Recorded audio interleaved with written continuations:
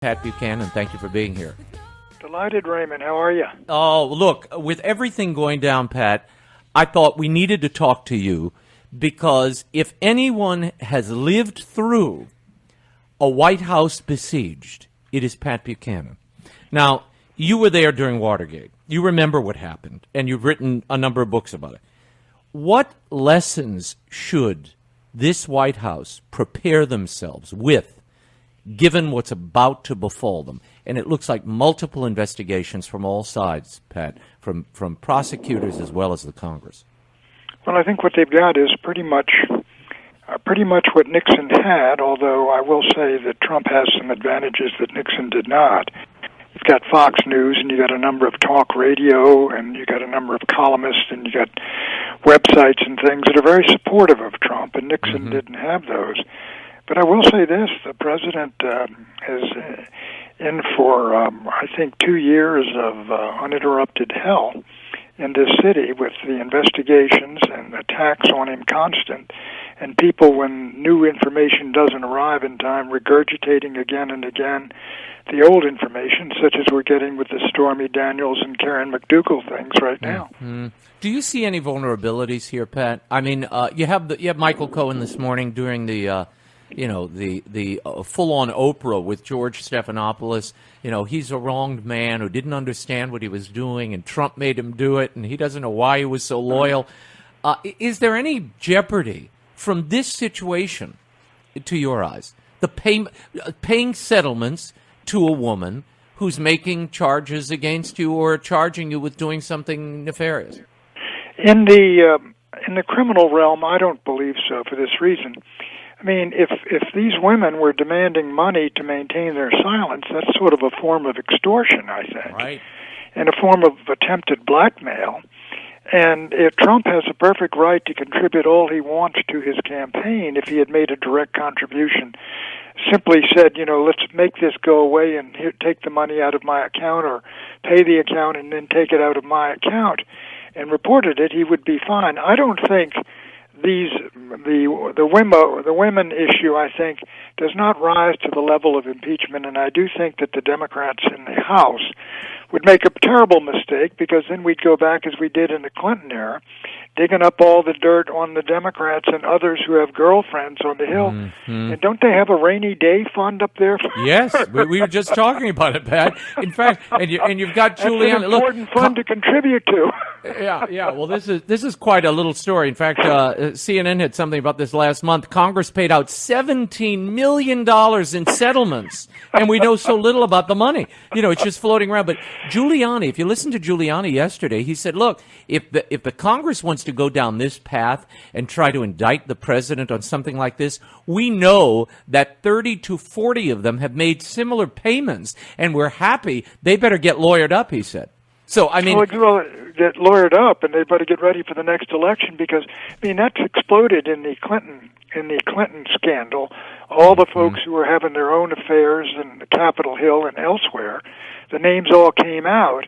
Right. And I think that would happen. But I don't think the Democrats, I think they realize themselves that, look, the whole country has known of these names for months and months and months, and the idea that you're going to get the country to rise up and say, we are outraged, and then try to impeach and convict the president on these items, I don't think that's going to happen. What I can see is them collecting string on one after another allegation and suggestion and information that comes out, and the Nadler basically being forced as chairman of Judiciary to at least start to compile information for a potential impeachment. But I don't think the Democrats want to go down that road. Mm-hmm. We'll say this, Raymond. I am astonished. Was that a Fox News poll that said Trump is at 46% approval? I believe it was. There are a number of them that are saying he's rising. And again, that is a testament to his results, Pat. This is, overwhelming the onslaught of negative media and the unrelenting attacks and pounding by Mueller and the Cohen and the leaks.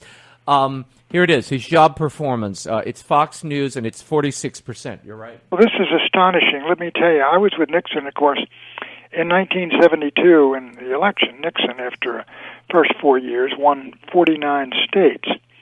And then he and the vice president had to resign in September of 73.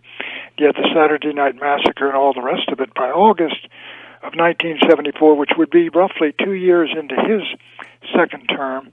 Nixon was down around 25% and was forced to resign. He had lost the Senate. I mean, Trump has been under fire here since late in the campaign of 2016.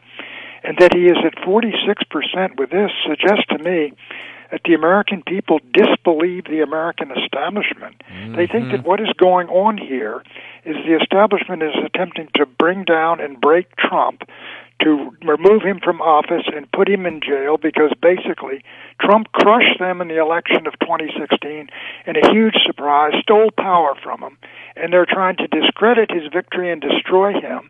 And they see it as an us versus them battle. And our side's made mistakes, and their side is basically malevolently motivated. I think that's exactly why people are standing with Trump. It's not that they don't think Trump may have fooled around some point in his past. Right. And Pat, what would be your advice if the president called you today and said, what did Nixon do wrong? And what would you advise me to do? You'd say what? I would say, sir, I hope you're not taping your conversations. Well, apparently he was recording some of them. They got something out of Cohen's office, Pat. So, assuming that advice would have already been moot, what else would you advise? Let me say this. If Nixon hadn't taped the conversation and had those tapes there, he would not have been impeached. Right. We'd gone through the Watergate hearings up on the Hill, mm-hmm. and simply they decided, look, did he say this? Did he say that? Was he complicit, etc.? And I don't think they would have moved unless they had all those tapes. And indeed, that's what the special prosecutor was demanding when the Saturday Night Massacre came, and just before the resignation was demanding the tapes. And Nixon said himself in his memoirs, I think if I had taken the advice to burn the tapes, I would have survived the presidency.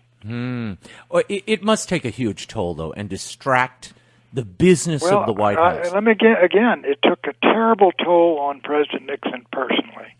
It was, he was hammered. He had lost many of his aides, many of his friends were being dragged through this whole process. And it was all because of a stupid thing that was done, idiotically ordered to break into Larry O'Brien's office, put a tap on his phone. Mm-hmm. And so all of those things. But I will say this, no man's made out of steel, but I've never seen someone who has taken the beating that Trump has for 2 years, daily beating, and continues to fight back and stand up and throw punches. No, he is the George Foreman of politics, Pat. I've never seen anything like it. He just stands there and takes it, and then pops that left hook, and it's over. I've never seen anything like it. Tweets that left hook. Yeah, well, we're waiting for the left hook to come. Let's talk, Pat, about the waning days of this Congress. Are you surprised that the president and what's left of the Republicans are spending their last hours in power trying to move something like criminal justice reform instead of placing the funding of that wall at the top of their priority list? Well, the funding of the wall is, Donald Trump himself made it the priority that it is. He asked people to believe in. He was going to get it done. Exactly is what should be done. I don't know about this criminal justice reform. It looks like a very liberal sort of progressive idea that a lot of folks in prison don't belong there and we're going to let them out.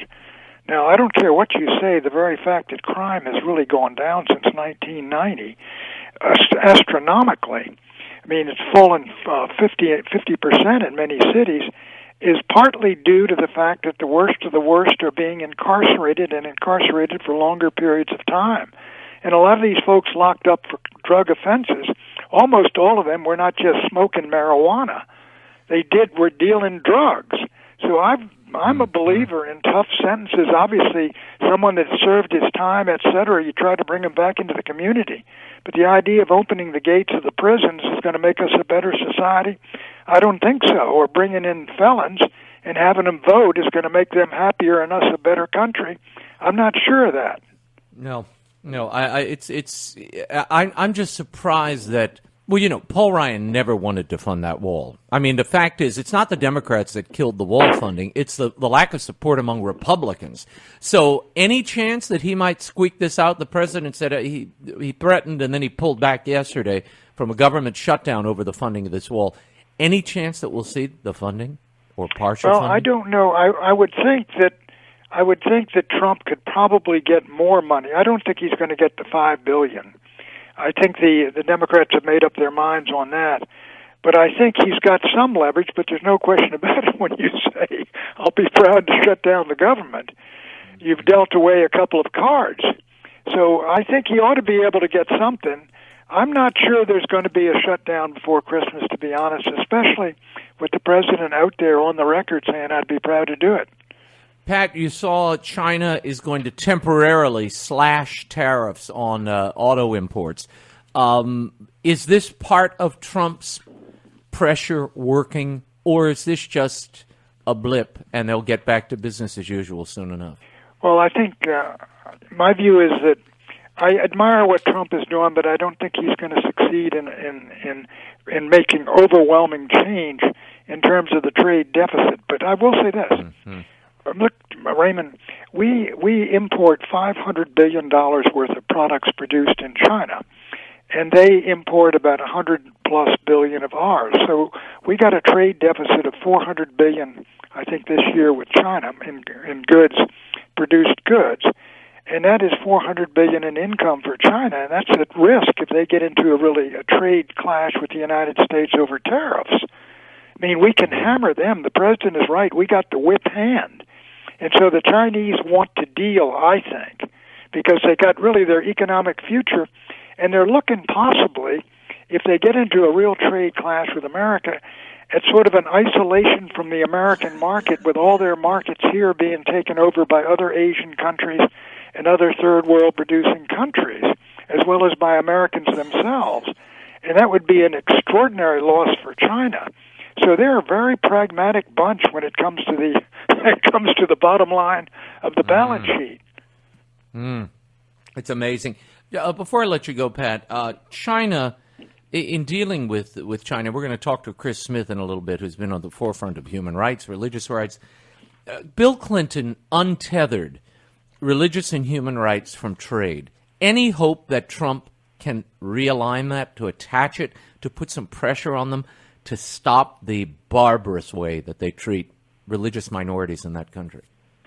Well, I really, Trump is very much an individual who doesn't push the moral, social, cultural agenda on other countries. He's an America firster, and he doesn't believe, if you will, in a form of moral imperialism or moral demands on nations. I don't know how far you get if you do that with China. I mean, putting that kind of pressure on, and how much support Trump would have for it, and whether he sees that himself. Does he himself believe that is really part of the American mandate in the world to halt the repression of the Uyghurs and who are Muslim folks who are basically being put into concentration camps to be cleansed of their faith and beliefs and nationalist beliefs, as are the Tibetans, who are sort of being overwhelmed by having Han Chinese move down into Tibet. So I don't know that Trump will put that on the table along with when he's got other fish to fry in terms of economics and jobs in the United States.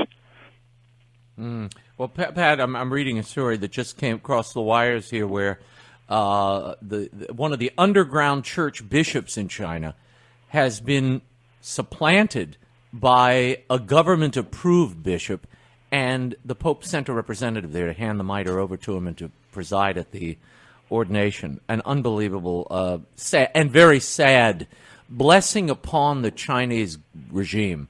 That is a sad, sad event when you consider the extraordinary courage of the underground Chinese church that survived through the Maoist years and the Great Cultural Revolution.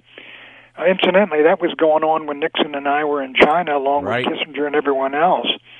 And I will have to say that we were dealing in strategic goals and the means to get there. And I don't recall any protests we made of the Cultural Revolution that was going on at the time. Well, Patrick J. Buchanan, always rely on and appreciate your insight, and we will be continuing to read the column, watching you on the McLaughlin Group, and Merry Christmas, Pat. Merry Christmas to you, Raymond. Thank you, to you and Shelley. We'll talk to you soon.